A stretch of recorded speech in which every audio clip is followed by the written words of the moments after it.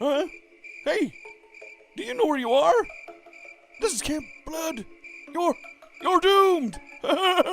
You're gonna be doomed. Doomed, I say. Doomed, doomed, doomed. So doomed. Oh my God, you're doomed. Hey, Roger.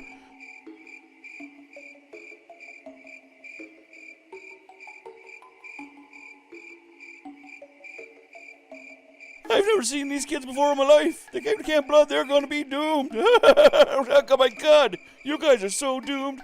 Never saw someone doomed. Doomed, doomed, doomed. Doomed, doomed, doomed. You are also doomed. Doomed, doomed, doomed, doomed. Doomed.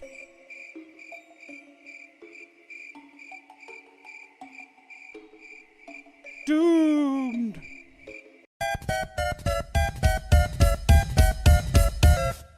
Get upset on the internet, you're assault adult, you're assault adult. Get upset on the internet, you're assault adult.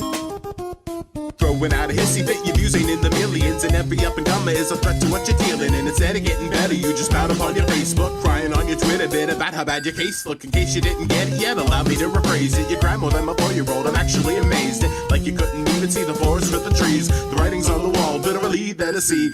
How you getting sold that a culture blowing up, man? I think there was a point where you stopped growing up, man. Instead of showing up, man, irrationally mad. Don't appropriate impression like the latest fashion fad. It isn't cool or funny to be acting like an edgelord. You alienate friends, pushing closer to the edge more. I don't know how to say it anyway to make it clear. If you're the one unhappy, then the problem's in the mirror. Get upset on the internet, you're assault adult, you're assault adult.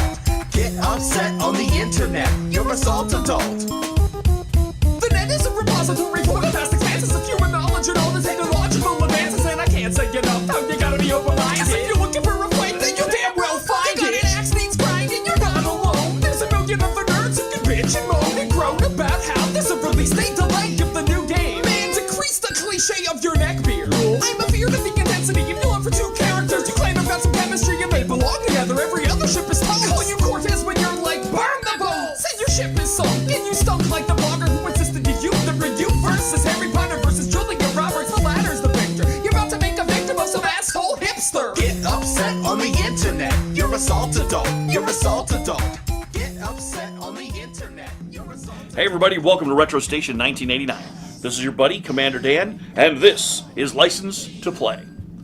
It's my series of retro reviews based on licensed video games. You know, things like movies or TV shows that got made into a video game, or superheroes, sometimes breakfast cereal mascots, or the Kool-Aid Man, maybe even a fast food restaurant or two. At any rate, that was my series last season, and as we found out last season, the reason I was making those is because some visitors from the Andromeda Galaxy, Planet X, thought we were sending them war messages. Yeah, not movies or TV. No. What they thought we were sending into space that were war messages were video games. Things like Space Invaders, or Defender, Galaxian, or Galaga, or Barbie Horse Adventure. At any rate, I have taken it upon myself to present to those aliens these licensed games to show them that we mean no harm. Well, maybe not specific harm, but Fox's Peter Pan and the Pirates, definitely not what I'd call a great game. So, at the end of last season, they decided not to evaporate the planet. Big ups to me. However, they demanded that I continue reviewing these games for your safety and mine and theirs for any hidden subversive messages. There are none. But I have been able to make some demands. First was to review my favorite game of all time as this season's opener. Second, I have a little more control over the old retro station. And I do. Watch this.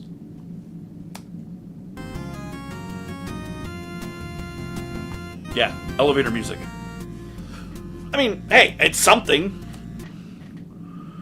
Alright, so I've also made modifications, well, to Margot. Now she sounds a little bit more like a person, and I've freed up some of her cycles, so now she can, interact. A little bit more personality. I mean, I had to divert runtime from the life support systems, just the water part. And besides, who needs clean toilet water? Humans, Commander. Oh. Well, you know what? I'll just forego showers. It's not like I reprogrammed Margot to be able to smell anyway. Right? No sense of smell? Thank you, Commander. And you are very, very welcome. Today, you and me are going on a little adventure. What we're going to do is we're going to get ourselves doomed. That's right. We're going to be doomed at Camp Blood, a.k.a. Camp Crystal Lake, as we play my favorite game of all time, Friday the 13th by LJN. The game we're going to talk about today is not based on Friday the 13th. Well, it is and it ain't. See, by the late 80s when this game was created, the brand was all about Jason. But in 1980, the movie only mentions Jason in like the last 10 minutes. And there's not a hockey mask in the series until 3 movies in. Hell, he doesn't really use a machete much until part 6. See, Jason Voorhees is an icon of the slasher film, even though his character's all over the friggin' place in terms of motivation. I mean, first he's getting revenge for his mom, who killed a bunch of counselors for letting him drown, but he's really not dead, so what the living crap is that all about? But anyway, the survivor girl lopped his mom's head off, so he lopped her head off and stuffed it in a fridge. Months later, and then he came back to the camp, and wouldn't you know it, a bunch of doomed-ass campers are there, so he straps on a sack, goes on a dooming spree, and dooms the ever-loving shit out of those doomed campers. And so it goes for so many doomed souls until we get around to Friday the 13th Part 8, where Jason takes Manhattan, when the Nintendo and LJN decided what they always like to try to do and make an R-rated movie into a game for the kids. You know, for kids. And even though it's not based on any specific Friday the 13th, it's still my favorite game on the Nintendo Entertainment System. This is my favorite game on the Nintendo Entertainment System. You can keep your Super Mario Bros. 3, you can keep your Dragon Warrior or your Final Fantasy or your Little Samsons. You can keep your, I don't know, Barbie. Please, keep that one. I don't want to play it. But I love this game. It's another one of what I call LJN's misunderstood monsters. Kind of like Jaws. Whereas Jaws is an adventure game / action title with a little bit of RPG thrown in, this game is an action / adventure title with survival horror thrown in, and a little bit of strategy.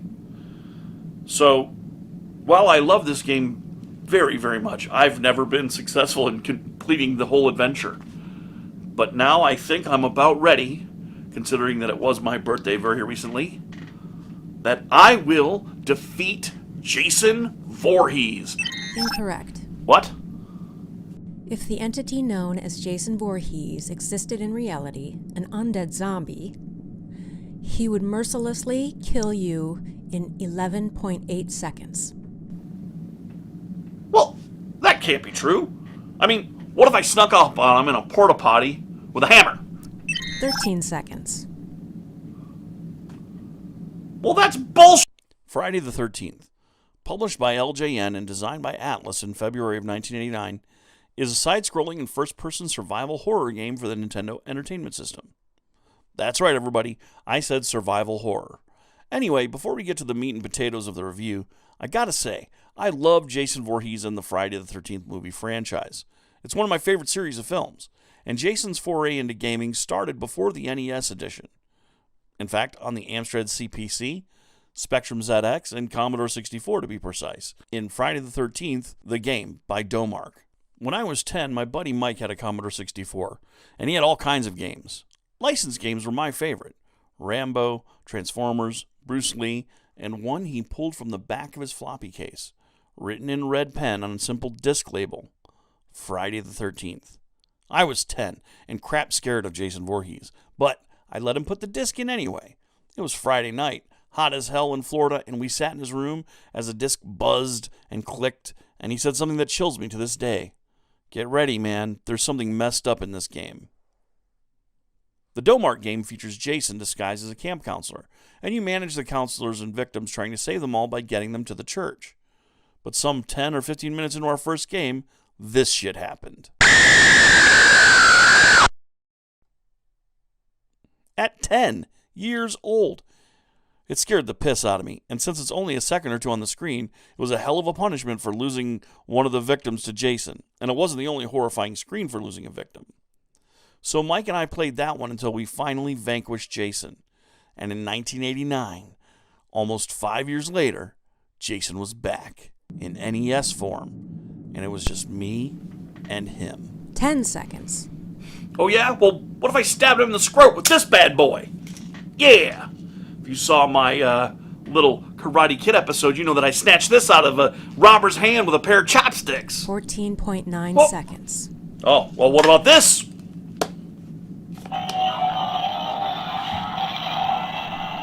"13 seconds. Oh, come on! Impossible. It's got... Well, this is a toy. Crap. The rules of Jason Voorhees are simple, Commander Dan. Jason cannot be killed. Therefore, he cannot be defeated by conventional means. Yeah. Well, Margot, what about unconventional means? Query: what do you mean by unconventional, Commander? You know what? I have a great idea. You watch this, and we'll be right back. Friday the 13th begins with you, the player, in control of all of the counselors of Camp Crystal Lake, also known as Camp Blood. And you've got 2 goals: protect the camp kids and destroy Jason. Now, there are 3 boys and 3 girl counselors with a spectrum of abilities. There's 2 ways to play this game. Follow the bizarre clues that may or may not lead you to victory against Jason, or you can follow one of the many guides online that show several paths to victory. Now, there's a 3rd way to play this game. You can take some tips from your old pal Commander Dan, which will only ensure that you probably won't win. So, Margot, you've got the specifications and you've entered them into the fabricators for me? Affirmative, Commander. Now be sure we get the right colors. It's going to be very, very important that we don't get this wrong. Yes, Commander. And the sweater? The sweater? Well, looks like the sweater is perfect. Jason's going down. The game's manual gives you a rundown of the enemies called forth by Jason's return to Crystal Lake. You've got zombies, the former victims of Jason. Holy crap! There's a metric shit ton of Jason's victims around.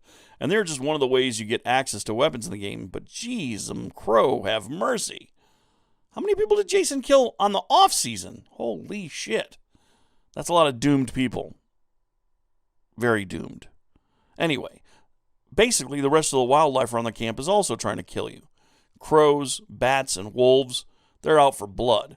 It's more like you're facing off with Dracula than Jason Voorhees, really.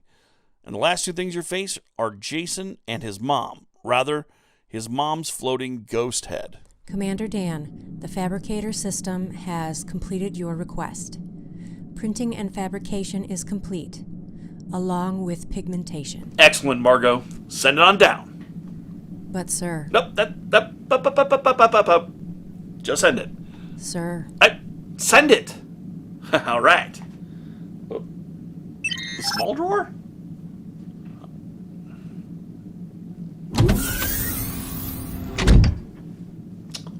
Margot. Yes, Commander? This is not to scale, is it? No, Commander. Damn fabricators! But it is painted exquisitely well. Quite a nice likeness, too. Alright, well, you know what? We make do with what we got. So, we have this severed head of Jason's mother. Fun size though it may be. And the sweater! Alright, so, what are my chances now? As a distraction. Jason, look, it's your mom's stupid, ridiculously small head. Oh, Jason, I'm totally your mom. Don't murder Dan. Tell you go do your dishes, Jason. Meh. How long then? Chances of survival. 19 seconds, Commander.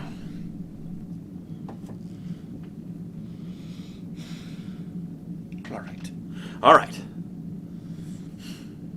Looks like we're going to have to go and try some drastic measures. Yes, Commander. The game is split up into 2 wooded areas, 1 cave system, and paths around the cave area and a path around the lake, and then a giant main path around the entire camp. Along all of the paths are small and large cabins, and across the middle of the lake is the kids' cabin, which occasionally will be attacked by Jason directly. The interior layouts of all the cabins is identical. The children's cabin is just another large cabin layout. All of the interiors are explored in first-person mode. Now, the strategic part of the game is getting weapons to the counselors, protecting the kids on the lake without letting Jason kill anyone. A hard proposition, especially if you follow the notes in the large cabins or the bit of advice given before the game starts on day 1. Use the torch to light the fireplaces. Especially because you cannot get the torch until all the fireplaces are lit. But before you get as bent out of shape as I did when I realized this, months and months of my playing into the game, and later on learning about, well, how Japanese language works, let me explain a bit about the game I learned from a few sources. First, let me plug Generation Gap Gaming, and I suggest you go ahead and subscribe to his channel as well. His Secrets Revealed video on this game had a great theory about why Mr. Voorhees is purple and teal in this game, and I tend to agree with him. More importantly, he has a great walkthrough that will entertain as well as inform. His video goes over one way to play the game, and it shows a 30-minute Let's Play of him defeating Jason. Check it out. In the game, there are numerous weapons and power items to defeat Jason, which you're going to need. Let's take a look at those. First of all, stones. Your counselors begin with the most primitive and bountiful weapon nature can provide. Hint? Use them in a kneeling position to always hit targets in front of you. Otherwise, you will be super fucking frustrated. The knife. Once you found the lighter, jump around a bit and you'll get a knife. Good for the zombies and the enemies, not so great for Jason. For that, you're going to need the torch or the machete. We'll start with the machete because the torch is harder to obtain. The machete is good against the enemies and great against Jason. And to get one, you merely have to drop 60 zombies. That's it. And then, boom, you get a machete. The torch becomes available once you light all the big cabin fireplaces. It can be found at the big cabin near the lake usually. It's the one near the north of the lake. You can follow the notes, but remember, the notes only direct you to paths with large cabins. Ignore the cabins in the woods and the caves. They just represent hidden rooms, one of which in the caves you have to find with the flashlight, and the other one in the forest you have to find using a little hidden trail. Don't worry about it. Both of those are only kind of important. Then there's the axe, which you can find this on day 2 and 3, and it does more damage than the machete, but the best weapon of all in the game is the pitchfork. And you can only get the pitchfork on day 3 after slaying the head of Jason's mom, and even after saying that sentence and hearing it aloud, it is not worth it. Nor is the sweater or other power items other than the vitamins. Now, the vitamins are great, but your goal is to survive through 3 days and make sure the kids in the middle of the lake don't get reduced to 0. You've got 6 counselors. Let's take a look at these kids. Let me give you the rundown on their skills and weaknesses. Starting with the fellas. First is George. Look at this happy bastard. I call him the jock. He's slow and can't jump very high, but he can row like the devil. He's only average at throwing speed. And he's got a good damage sponge, basically, for day 2. Second is Mark. He's my favorite character. He looks like Binkley from Bloom County, don't he? He jumps high, moves fast, and throws slow, but if you have a turbo controller, that ain't no thing. Third is Paul. He's the Joe Everyman. He runs slow and jumps low, but throws and rows fast as hell. And the ladies? First up is Laura. She's the popular one, runs fast, jumps low, but throws fast, and rows average. Second is Debbie. She runs slow and jumps not very high, but also throws fast and rows at average speed. And last is Chrissy, who is literally the best counselor. She's not my favorite, but she is the best one. Everything but rowing is either fast or top-notch, and even rowing slow, not actually a drawback, because going too fast can get you zapped by crows or zombies when you're trying to save the kids. Now that we know the strengths and weaknesses of our counselors, let's explain what to do to survive the onslaught of Jason Voorhees. Full disclaimer. My strategies never won the day against Jason completely. Well, except for day 1, that is. But basically, this is my guide for day 1 that should help you survive and possibly eventually beat the Camp Blood Slasher once and for all. Because isn't that what games are all about? Learning how to beat them? Anyway, first, whoever you pick, you're going to get a message to use the torch to light the fireplaces. When LJN localized games, they apparently didn't do a Nintendo-level thorough job of checking all of the grammar. Because Japanese grammar is read right to left, they apparently left the first instruction, because it sounded grammatically correct, the way it was on paper. Use the torch to light the fireplaces. However, let's read those three phrases backward. Light the fireplaces to use the torch. And you now have the correct message. That message has caused grief for people who have ever picked up this game and didn't know what the hell was going on, and got frustrated by the opening impossible quest. All of the other messages are correct grammatically, but this one, for whatever reason, wasn't. The strategy basically is this. On day 1, use either Chrissy or Mark, grab machetes by killing zombies, and go after Jason on the road. It's easy to do with Mark or Chrissy, and remember this other tip. Entering any small cabin when you hear an alarm, you can switch to any other counselor, even ones that are being menaced by Jason. And always keep a knife-wielding counselor somewhere by the lake. I can guarantee a day 1 victory over Jason Voorhees if you get the machete. And not much else. What can I tell you? This explains my low-level survival against Jason here, and in the real world, I guess. But I'm going to change that shit. Okay, Margot, here's the plan. Alright. I got these Ambien 96s. They were aboard the ship in case I ever needed to be put into a coma. I don't know what I'd ever need that for. I got some dookie wine I made out of the dirty toilet water and a bunch of grapes and figs that we found aboard the ship. And I'll have all those. Alright. And then, while I'm sleeping, I'll wear my Freddy shirt and think of Freddy Krueger. And then I'll try and distract Jason with the sweater and the little head. And then, when I'm sleeping, I'll grab in my nightmare Freddy Krueger himself from his game. And I'll make him jump into this game. And they'll fight. And then, I'll stand back and watch as Freddy slices the nipples off of Jason Voorhees. And then I'll jump him. What are my chances of survival then? Your chances of surviving an encounter with a fictional creature by forcing a second fictional creature to battle with it while you dangle a facsimile of Jason's mother's head at them? That's right. Commander, it's not safe to consume alcohol and sleeping pills. I wouldn't do that. Listen, I've got to beat Jason! I cannot argue with that logic because you have ordered me not to. That's right! So, of course, Friday the 13th gets the license to play. I'm going to take a couple of these old sleeping pills and drink some of this booty wine. Gotta love that. And then I'm going to lay down. Perhaps grab Freddy Krueger out of my dreams and make him go to town on Jason Voorhees' undead butthole. I think it'll work. And you know what? When we get back on Friday, next week, or maybe Sunday, depends on when I wake up from this stuff, we will review Nightmare on Elm Street for the NES. In the meantime, please remember, don't really do drugs. This is a joke. And 2, always remember to stay retro. Peace. You're doomed.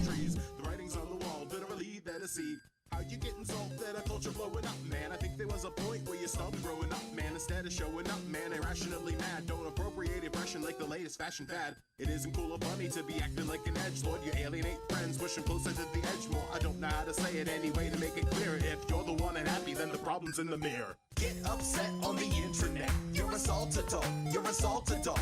Get upset on the internet. You're assault adult. The net is a repository for the vast expanses of human knowledge and all the technological advances, and I can't say enough how you gotta be open-minded. If you're looking for a fight, then you damn well find it. An axe needs grinding, you're not alone. There's a million other nerds who can bitch and moan and groan about how there's a release date delay of the new game. Man, decrease the cliche of your neckbeard. I'm afeared of the intensity if you look for 2 characters. You claim I've got some chemistry and they belong together. Every other ship is toast. Call you Cortez when you're like, burn the bowl. Said your ship is sunk and you stunk like the blogger who insisted to you. The review versus Harry Potter versus Julia Roberts. The latter's the victor. You're about to make a victim of some asshole hipster. Get upset on the internet. You're assault adult. You're assault adult. Get upset on the internet. You're assault adult.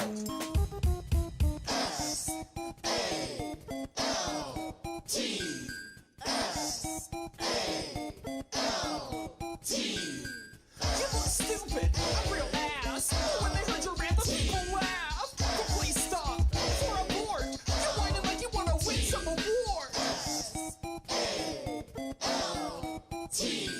You're assault adult. You're assault adult. You're assault adult. You're assault adult. You're assault adult. You're assault adult. You're assault adult. You're assault adult. You're assault adult.